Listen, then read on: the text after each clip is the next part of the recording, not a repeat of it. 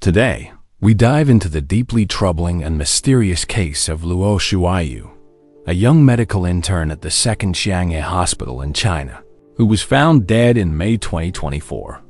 Luo was weeks away from completing his studies when he tragically passed away. While authorities quickly labeled it a suicide, Luo's family and many in the public strongly disagree. His death is shrouded in suspicions of foul play, leading to widespread questions about corruption and malpractice within the hospital.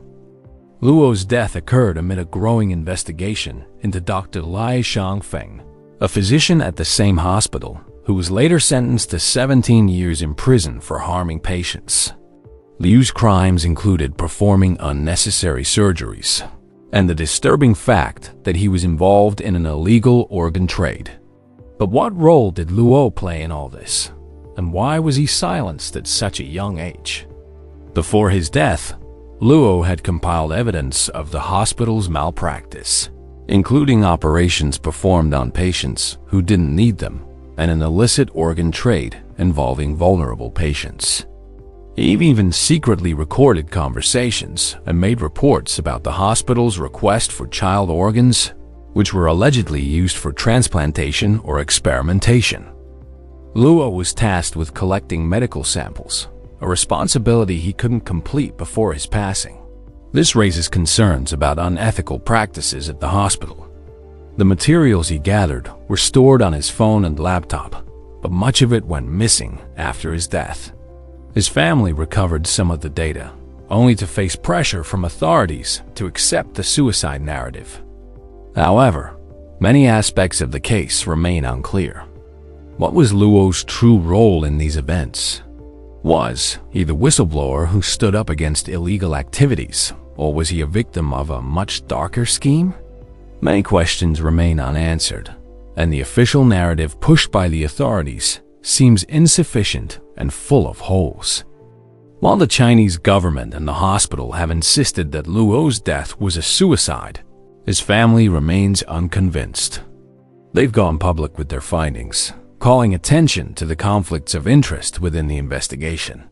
In their view, the investigation was a cover-up designed to shield those involved in the wrongdoing. Their persistence in challenging the official story has drawn widespread support, particularly on social media, where the case has sparked outrage. Many people are now calling for a full, independent investigation. They argue that civil society must play a role in uncovering the truth. Lawyers, journalists, and medical professionals must come together to address the many unanswered questions surrounding Luo's death and the hospital's practices.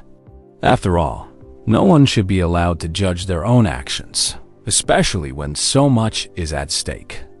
The public support for Luo's family is growing, and there is a shared sense of injustice that demands to be addressed. With social media posts reaching millions, it is clear that people are ready to fight for justice on behalf of this young man and his family. As the story unfolds, we must ask ourselves, what happened to Luo, and what does this case say about the state of healthcare in China? Are there more victims whose stories have yet to be told?